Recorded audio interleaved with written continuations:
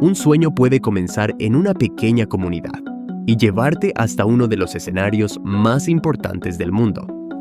Soy una mujer maya cachiquel, originaria de Patsunchimaltenango. Soy madre de 2 hijos. En el 2008 inicié con un sueño que tenía en su momento y que era trabajar con los textiles de la región. Tenía una base de bachillerato en Ciencias y Letras, pero eso no me detuvo y continué con este sueño. Trabajé con algunas mujeres del área de las comunidades aledañas, en su mayoría madres solteras, lo que me hizo conectar con diferentes situaciones que me llevaron a analizar la situación económica del país. Dentro de todo este proceso, pues me encuentro en el año de la pandemia. Fue un año muy difícil, golpeó a Guatemala muy duro y sobre todo a nosotras como mujeres indígenas y sobre todo en el área del comercio textil. Nos devastó económicamente, que no pudimos sostener la empresa que estábamos trabajando, que en su momento se llamaba Creaciones Betsy. En un momento tuvimos que emigrar, pues la situación no se prestaba para conseguir un trabajo formal. Después de eso, analizando las situaciones, viviendo desafíos como mujer, sobre todo como mujer indígena, pues necesitaba tener una base sólida para continuar con mis estudios. Me enfrento a pequeños procesos, como todo guatemalteco, que es la preparación, y dentro de ellas pues fue que no contaba con una carrera universitaria. Empecé a trabajar y mi sueño era terminar la universidad. Investigando y trabajando y relacionándome con otras personas en este ámbito, llego a dar la carrera de la licenciatura en Relaciones Internacionales, ámbito que me encantó porque llevaban también un proceso de derechos humanos, la contextualidad de la situación guatemalteca que yo había vivido en su momento. Dentro de todo esto también nos vemos enfrentados a que no solo se necesitaba una preparación de licenciatura, sino había que continuar y trabajar un poco más. Me meto a estudiar la carrera de maestría en Diplomacia, Política y Estrategia, y es aquí en donde se me abren las puertas para poder trabajar en el ámbito internacional. Quiero mencionar al filósofo estoico Séneca, en donde habla sobre la suerte, y dice que la suerte es donde confluye la oportunidad con la preparación. ¿Por qué hago mención de esto? Porque alguien dirá, qué suerte tuviste, y entenderemos luego de por qué hablo de la suerte. En el 2024, yo ya estando en la carrera de la licenciatura en Relaciones Internacionales, por algún desfaz que se tuvo con el Estado de Guatemala y la FAO, se recibe a un delegado oficial de Naciones Unidas, que es el señor Bao Gengu. Este señor llega a Guatemala y, como les repito, hubo un desfaz con el Estado de Guatemala que no lo pudieron recibir. En ese momento no se sabía qué hacer. Y gracias a los conocimientos que la licenciatura me da, pues voy a la cabeza para recibir en el ámbito de protocolo a un oficial de alto nivel como es el señor Bao Gengu. Cuando todo este proceso pasa, se realiza en Guatemala una investigación muy importante, que es la investigación sobre pesticidas. En ese acompañamiento pues trabajé en conjunto con el alto oficial y me regaló una gran experiencia. Lo que yo no sabía era lo que esto me brindaría a mí. Alguien dice, qué suerte tuviste, mas no era suerte, sino era la preparación y el conocimiento que hasta ese momento ya había adquirido.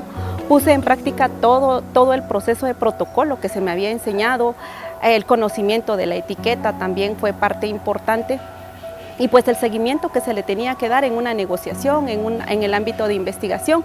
En fin, la licenciatura ya me había preparado para recibir a un funcionario de este nivel. Cuando termina, el señor Bao Gengu me habla y me dice, tienes mucho potencial, debes explotarlo. El siguiente año, en agosto del 2025, pues se abre una convocatoria para el mecanismo de expertos y sobre todo en el proceso de un tratado vinculante sobre plásticos. Entonces convocan a varias organizaciones indígenas en donde me postulan, mi equipo me postula para presentarme al proceso de este tratado, voy y soy seleccionada ante Naciones Unidas. Cabe enfatizar una vez más que la preparación y la oportunidad pues confluyen.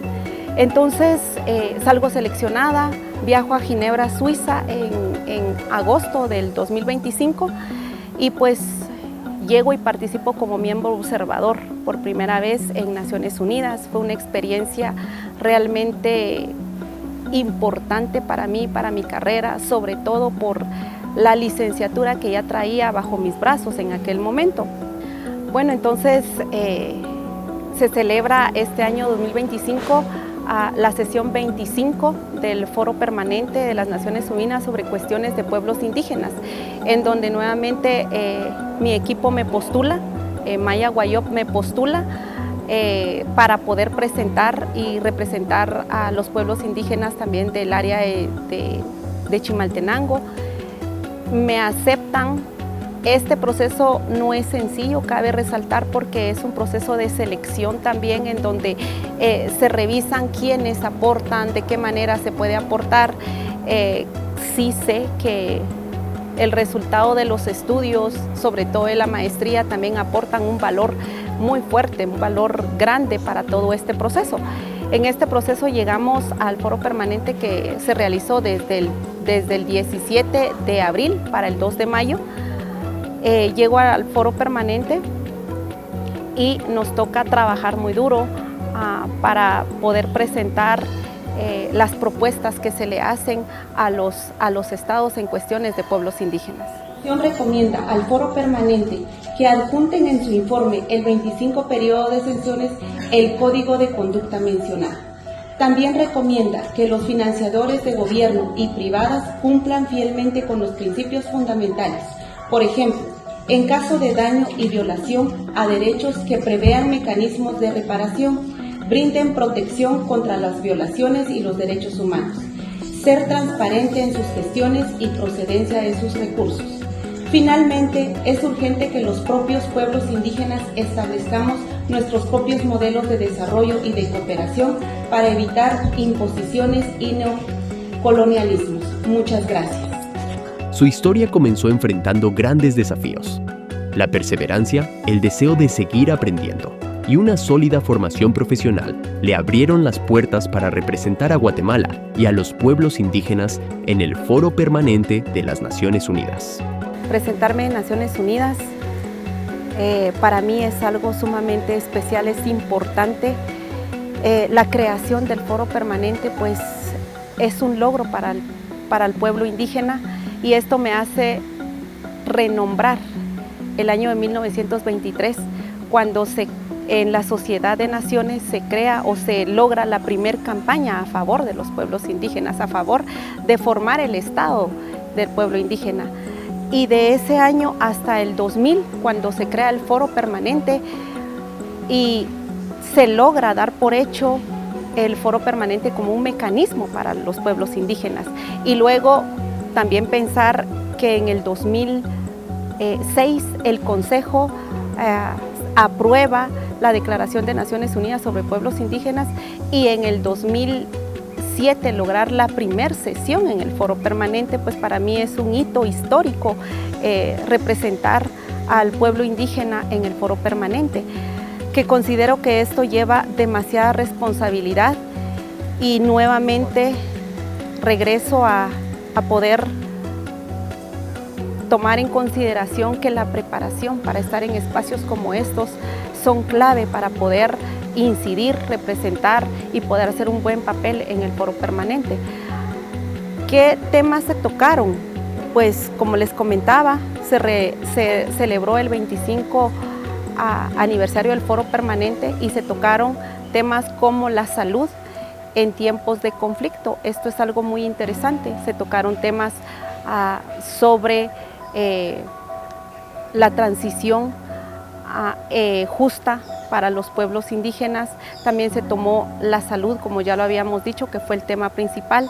Se tomaron también puntos importantes como la salud de las mujeres embarazadas, el cambio a pesticidas, el problema de los pesticidas a nivel mundial y sobre todo el efecto que causa en los pueblos indígenas, también la criminalización ante líderes indígenas. Se hablaron también sobre temas como las políticas públicas de los estados, cómo ellos no han logrado tomar el papel realmente que se necesita para con los pueblos indígenas. En fin, fueron temas sumamente importantes los que se hicieron saber en ese foro. Algo importante también es que pude tener contacto con muchos hermanos indígenas de todo el mundo. Pude conocer al Consejo Ártico Polar, que para mí fue especial poder trabajar en conjunto con ellos, poder compartir, poder entender que no solo es cuestión de un pueblo indígena los problemas, sino son alrededor de todo el mundo, y que no solo somos un país con pueblo indígena, sino somos muchos países, muchos estados con pueblos indígenas. Realmente esto es impresionante, también la capacidad de todos estos pueblos indígenas, de sus representantes bastante preparados en estos ámbitos, que me llevan a mí tener la postura y la necesidad de seguir preparándome para estar en espacios tan importantes como estos. Las herramientas son fundamentales, eso es cierto. Y algo que me dejó tanto la licenciatura como la maestría en diplomacia política y estrategia, pues fueron la negociación, que fue algo clave para ese momento, pues en todo momento estuvimos en constante negociación con estados, con otras organizaciones. Esto fue clave para mí.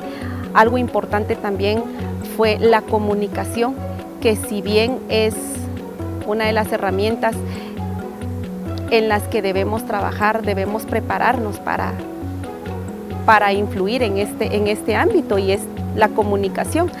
También las políticas de Estado, hemos visto en la maestría la diplomacia, hemos visto, bueno, en fin, todo el pensum que he recibido y que se ha reforzado en la maestría, a derechos internacionales, el conocimiento sobre las organizaciones internacionales también, me ayudó a conocer y saber dónde estaba parada. Al llegar a Naciones Unidas prácticamente podía decir, esto queda acá, de esta manera se trabaja. Entonces ya fue más fácil poder comprender cómo se maneja todos estos órganos, todas estas instituciones que conllevan los procesos en los que ahora estamos, tanto tratados como convenios, como negociaciones.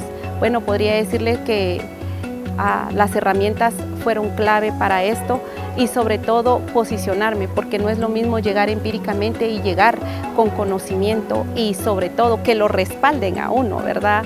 Un título universitario es algo muy importante en este tiempo, porque no va uno solo, sino va detrás de uno pues docentes que han venido preparándolo a uno, y de manera pública quiero agradecerles a cada uno de ellos que estuvieron en el proceso de este camino, que no estuve sola, sino que ellos estuvieron acompañándome. Incluso tengo a un catedrático muy querido que estuvo acompañándome desde Ginebra. Estábamos a muchas horas de distancia y se interesó en el proceso en el que yo estaba y me decía, ¿cómo vas? Esto está bien. Yo le consultaba incluso muchas cosas y él me decía, esto es esto, tú puedes seguir, estos son los caminos. Yo le agradezco infinitamente a él y sobre todo a todos por ese proceso, por esa insistencia en prepararnos, sobre todo por darnos la libertad de argumentar nuestros pensamientos. Incluso alguien decía, uno de los catedráticos, ninguna pregunta es tonta. Siempre hay una razón detrás de un argumento. Entonces, esa oportunidad que me dieron para trabajar, para poder presentar mis ideas, me ayudó bastante a nivel internacional. ¿Qué le diría a los estudiantes de la licenciatura y de la maestría en diplomacia? Pues les diría que sigan preparándose, las puertas se abren, existen y están ahí, falta tocarlas, sobre todo estar preparados en ese ámbito. Les incito a la investigación y a poder defender, entender sobre todo los derechos humanos y poder defenderlos. Este es un campo muy noble, bastante fuerte, bastante poderoso, pero se logra, claro que sí, y podría decirles que bienvenidos al mundo de las relaciones internacionales.